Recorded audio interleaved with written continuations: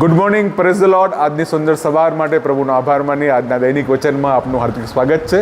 હું આશા રાખું છું તમે તંદુરસ્ત હશો, મજામાં હશો અને દેવની કૃપામાં હશો. આજે સવારના સમયે હું તમને એક વ્યક્તિની પ્રાર્થના વિશે જણાવવાને માગું છું. બાઇબલમાં આપણને ઘણા બધા લોકોની પ્રાર્થના જોવા મળે છે, ખાસ કરીને જૂના કરારમાં. ઇબ્રાહીમે પ્રાર્થના કરી તેના દીકરા માટે. મૂસાએ પ્રાર્થના કરી, પ્રભુ મને તમારો મહિમા બતાવો. એલિયાએ પ્રાર્થના કરી, પ્રભુ સ્વર્ગમાંથી આગ આપો. હાન્નાએ પ્રાર્થના કરી, પ્રભુ મને દીકરો આપો. અને જ્યારે સુલેમાને પ્રાર્થના કરી ત્યારે તેણે પ્રભુની પાસે જ્ઞાન માંગ્યું. પણ બાઇબલમાં એક એવી પ્રાર્થના છે, એક વ્યક્તિ છે, એનું નામ છે યાબેસ, જેના વિશે તમે એવું બધા જાણીએ છીએ. અને એના વિશે જૂના કરારના પહેલો કાળમુંતાન એનો 4થો અધ્યાય એની 9 અને 10 કલમમાં એક બહુ મોટી વંશાવળી છે. ઘણીવાર જ્યારે આપણે બાઇબલ વાંચીએ છીએ ત્યારે આપણે વંશાવળી પર, જીનિયોલોજી પર ધ્યાન આપતા નથી. આપણને એમ થાય છે લોકોની વંશાવળી વિશે વાંચવા વિશે મને શું કામ છે. પણ તમને ખબર હશે, જ્યારે આપણે પ્રોપર્ટી લેવાની હોય છે અથવા આપણને ખબર પડે છે જ્યારે મારા બાપ દાદાની કોઈ પ્રોપર્ટી આ જગ્યા પર છે, ત્યારે આપણે આપણી વંશાવળી બતાવવી પડે છે. હું તમને એ જ કહેવા માગું છું, બાઇબલના પ્રમાણે હરેક વચન અને હરેક વંશાવળીમાં જે નામ છે એ બહુ મહત્ત્વનું છે. પહેલો કાળમુંતાન 4માં પણ એક લાંબી વંશાવળી આપવામાં આવે છે. અને જ્યારે 9મી કલમ આવે છે ત્યારે યાબેસ નામ પર આ વંશાવળી રોકાઈ જાય છે. યાબેસના વિશે ખાલી 2 કલમો છે, પણ બહુ પાવરફુલ કલમો છે. તમને ખબર છે, પહેલો કાળમુંતાન 4 અને 9 એમ કે છે, યાબેસ પોતાના ભાઈઓ કરતાં વધારે નામાંકિત હતો, કેમ કે તેની માએ તેનું નામ યાબેસ રાખ્યું હતું, કેમ કે તેની માએ તેને દુઃખથી જન્મ આપ્યો હતો. યાબેસ વિશે આપણને ખ્યાલ છે યાબેસનું જીવન કેવું હતું. યાબેસ નામનો અર્થ છે દુઃખ. હિબ્રુ ભાષામાં જ્યારે કોઈ પણ નામ આપણે જોવા મળે છે બાઇબલમાં ખાસ કરીને, ત્યારે જ્યારે કોઈ વ્યક્તિને નામ આપવામાં આવે છે ત્યારે એ નામ એના જીવન વિશે બતાવે છે.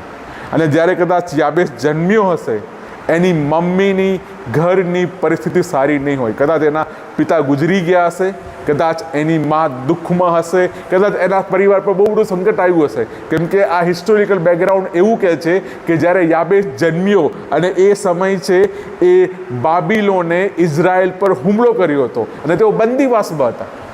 એવા સમયમાં યાબેસનો જન્મ થયો હતો. અને તેની માએ તેનું નામ દુઃખ પાડ્યું, તેની માએ તેનું નામ દર્દ પાડ્યું, તેની માએ તેનું નામ પીડા પાડ્યું. અને વિચાર કરો, જ્યાં કંઈ યાબેસ ગયો હશે, લોકો યાબેસને જોઈને બોલાવતા હશે. જો સામેથી કોણ આવે છે? દુઃખ આવે છે. જો સામેથી કોણ આવે છે? પીડા આવે છે. જો સામેથી કોણ આવે છે?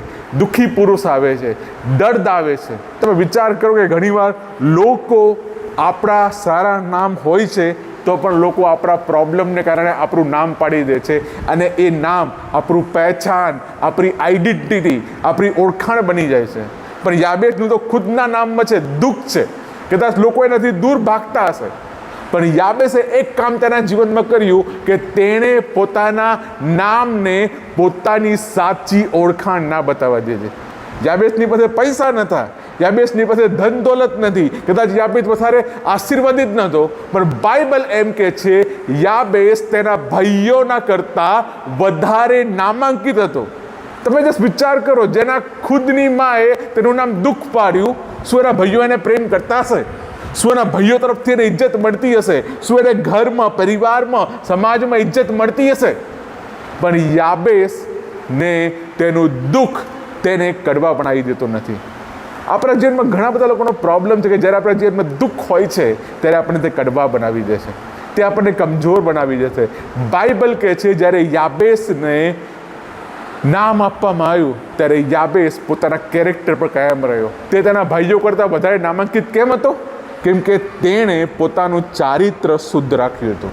તે પ્રભુની સાથે ચાલતો હતો, તેને પ્રભુની સાથે સંગતિ હતી, તેને પ્રભુની સાથે વાસ હતો. તે જીવતા દેવ યહોવાની પ્રાર્થના કરતો હતો અને તે તેમના પર વિશ્વાસ કરતો હતો. અને માટે તેનું કંઈ પણ નામ હતું, પણ તે તેની ઓળખાણ, તેની આઈડેન્ટિટી બની નહીં. ઘણીવાર આપણા જીવનમાં દુઃખ આવે છે, પ્રોબ્લેમ આવે છે, સંકટ આવે છે અને આપણે એ જ વસ્તુને આપણે પોતાની ઓળખાણ બનાવવા દઈએ છીએ. પણ યાબેસે કીધું, હું મારા દુઃખને મારી ઓળખાણ નહીં બનાવી દઉં. તેણે પોતાનું ચારિત્ર શુદ્ધ રાખ્યું, તેણે પોતાનું ચારિત્ર પવિત્ર રાખ્યું. માટે તેના ભાઈઓ કરતાં તે વધારે નામાંકિત હતો. તેની પાસે પૈસા નહોતા, ધન દોલત નથી, પણ તેની પાસે એક વસ્તુ હતી અને તે હતી ઇજ્જત હતી. અને 10મી કલમમાં બાઇબલ કહે છે યાબેસે ઇઝરાયેલના દેવ યહોવાને વિનંતી કરી. યાબેસે ઇઝરાયેલના દેવ યહોવાને વિનંતી કરી. અહીંયા તમે યાબેસ વિશે વાંચો ને જુઓ તો યાબેસનો વિશ્વાસ પરમેશ્વર પર દેખાય છે. યાબેસના જીવનમાં દુઃખ છે, દર્દ છે, પરેશાની છે, પીડા છે, પણ યાબેસ કોસતો નથી. યાબેસ લોકોની સામે કચકચ કરતો નથી. યાબેસ ઇઝ નોટ મર્મરિંગ. યાબેસ લોકોની આગળ કમ્પ્લેન, ફરિયાદ કરતો નથી.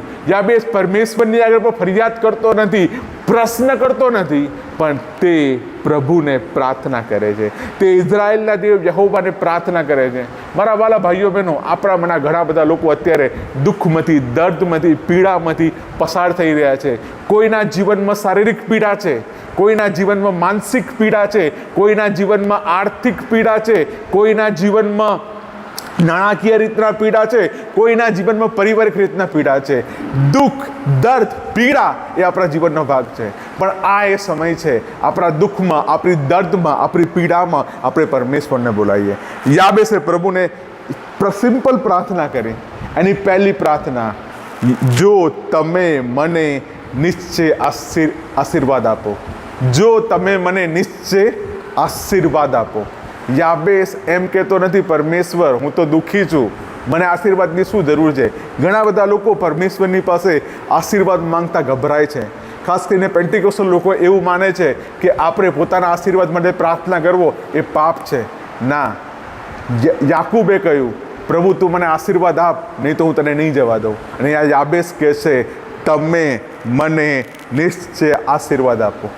યાબેસના જીવનમાં તંગી હશે, યાબેસના જીવનમાં સમસ્યા હશે, યાબેસના જીવનમાં કદાચ શ્રાપ હશે, પણ યાબેસ પ્રભુને કહે છે મારો આશીર્વાદ સ્વર્ગમાંથી આવે છે.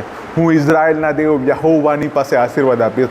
મારે કોઈ વ્યક્તિ પાસે, મારે કોઈ માણસ પાસે આશીર્વાદ માંગવાની જરૂર નથી. તે પ્રભુને કહે છે પ્રભુ તમે મને આશીર્વાદ આપો. અને બીજી વસ્તુ યાબેસ કહે છે તમે મારી સીમાને વિસ્તારો. Enlarge my territory. યાબેસ તો એક સામાન્ય વ્યક્તિ હતો, તે એક ગરીબ વ્યક્તિ હતો, તેની પાસે કોઈ દેશ નહોતો. દેશ કોની પાસે હોય? રાજાની પાસે દેશ હોય ને તેની પાસે સીમા હોય. પણ યાબેસ અહીંયા કહે છે તમે મારી સીમાને નિશ્ચય વિસ્તારો. અહીંયા યાબેસ શું કહેવાને માંગે છે? ખાલી એ આશીર્વાદ માટે પ્રાર્થના કરતો નથી. યાબેસ પ્રભુને કહે છે પ્રભુ તમે મારી સેવાને વધારો, પ્રભુ તમે મારા દર્શનને વધારો, પ્રભુ તમે મારા ઇન્ફ્લુઅન્સને વધારો, પ્રભુ તમે મારી આગળ જોવાની વસ્તુને વિચારો.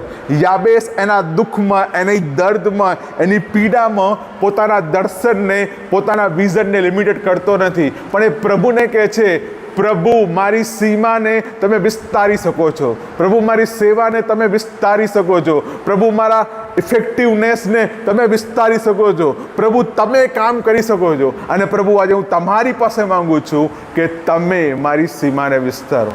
યાબેસે બીજાની ચડતી જોઈને, એણે બીજાની સેવાને જોઈને, એણે બીજાની પ્રગતિ જોઈને, એણે બીજાની ઉન્નતિ જોઈને એ જેલિયસી ફીલ કરતો નથી, એ ઈર્ષા ફીલ કરતો નથી, એ પ્રભુને કહેતો નથી પ્રભુ તમે આને આટલું બધું આપ્યું ને મારી પાસે કેમ નથી. પણ યાબેસ પ્રભુની પાસે માંગે છે કે પ્રભુ તમે મને નિશ્ચય આશીર્વાદ આપો અને તમે મારી સેવાને વિસ્તારો.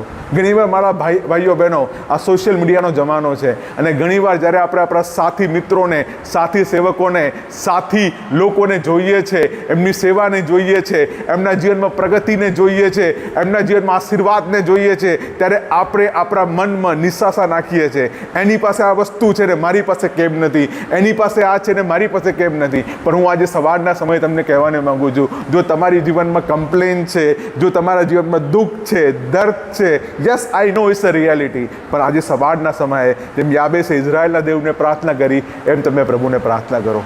યાબેસે પ્રભુને કહ્યું પ્રભુ મારી સેવાને તમે નિશ્ચય વધારો, મારી સીમાને તમે વિસ્તારો. અને યાકૂબ આગળ કહે છે તમારો હાથ મારી સાથે એવી રીતે રહે, તમારો હાથ મારા પર એવી રીતે રહે.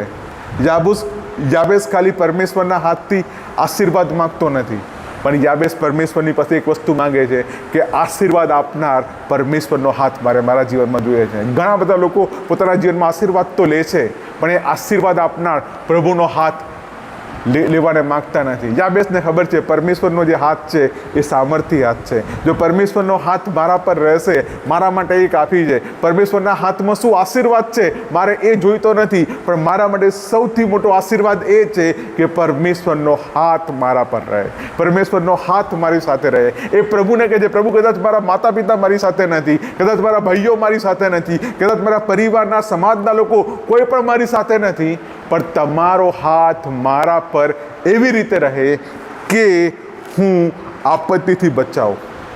ઇંગ્લિશમાં એમ લખ્યું છે, keep me away from every evil. મને દુષ્ટથી બચાવો, મને શૈતાનથી બચાવો. યાબેસની અહીંયા બીજી પ્રાર્થના છે, પ્રભુ મારા જીવનમાં આશીર્વાદ આવશે તો હું તમને ભૂલી નહીં જાઉં. તમારો હાથ મને જોઈએ છે. તમે મને ખાલી આપત્તિથી નહીં, પણ તમે મને દુષ્ટ શૈતાનથી બચાવો. તમે મને પાપથી બચાવો, પાપના હરેક વિચારથી બચાવો, પાપની હરેક અસરથી બચાવો, અને એવી રીતના મને બચાવો કે જેથી મારા માથે કોઈ દુઃખ ના આવી પડે, જેથી મારા માથે કોઈ દુઃખ આવી ના પડે. આપણે બધા પ્રાર્થના કરીએ છીએ, આપણે બધા ઈચ્છીએ છીએ કે મારા માથે કોઈ દુઃખ ના આવી પડે, પણ તમે યાબેસની વેદના સમજો. એના જીવનમાં કેટલું દુઃખ હશે, એના જીવનમાં કેટલી પીડા હશે, એના જીવનમાં કેટલી સમસ્યા હશે કે યાબેસ હજુ પણ કહે છે, પ્રભુ મારા માથા પર કોઈ દુઃખ ના આવી પડે. અને એ પ્રભુને કહે છે, તો હું કેવો આશીર્વાદિત, તો હું કેવો આશીર્વાદિત. યાબેસ લોકો એના વિશે જે વિચારતા હતા એને પોતાની ડેસ્ટિની ગણતો નથી.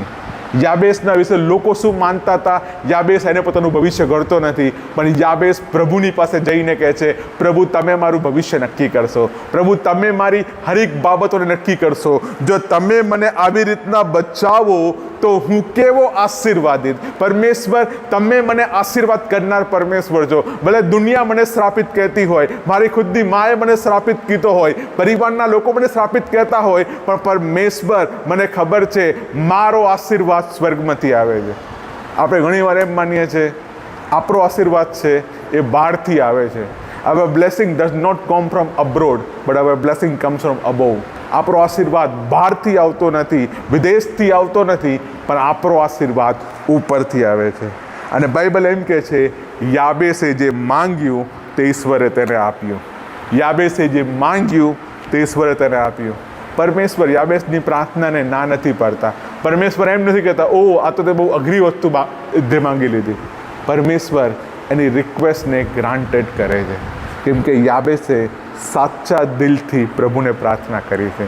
એણે પોતાનું ચારિત્ર સાફ રાખ્યું હતું અને એ પરમેશ્વરને માંગે છે, પરમેશ્વરના આશીર્વાદને માંગે છે, પરમેશ્વરના હાથને માંગે છે.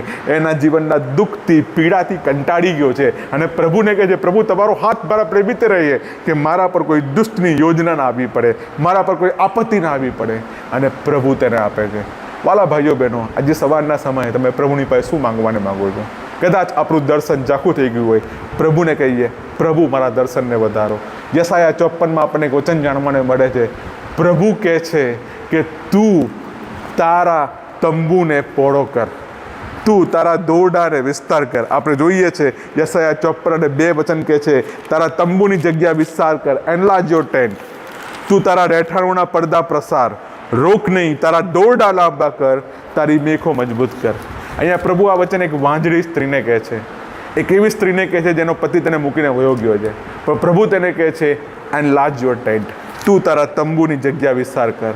આજે સવારના સમયે પ્રભુ આપણે સર્વને કહી રહ્યો છે, એનલાર્જ યોર ટેન્ટ. તમારી તંબુની જગ્યા તમે વિસ્તાર કરો, તમારા દોરડાને તમે લાંબા કરો, તમારા પડદાને તમે પ્રસારો, તમારી મેખોને તમે મજબૂત કરો. કેમ કે જે વાંજળી છે, જેને એનો પતિ મૂકીને વયો ગયો છે, એના પતિ પરમેશ્વર બનવાના છે. એના સંતાનો પૂર્વથી અને પશ્ચિમ તરફથી આવશે અને પરમેશ્વર તેને આશીર્વાદ આપશે. આવો આજે સવારના સમયે આપણે પ્રાર્થના કરીએ. સ્વર્ગીય પિતા, આજની સુંદર સવાર માટે અમે તમારો આભાર માનીએ છીએ. પ્રભુ, અમે પ્રાર્થના કરીએ છીએ, જેમ પહેલો કારવંતાન 4માંથી અમે જોયું યાબેસના વિશે, કે યાબેસે ઇઝરાયલના દેવને પ્રાર્થના કરી.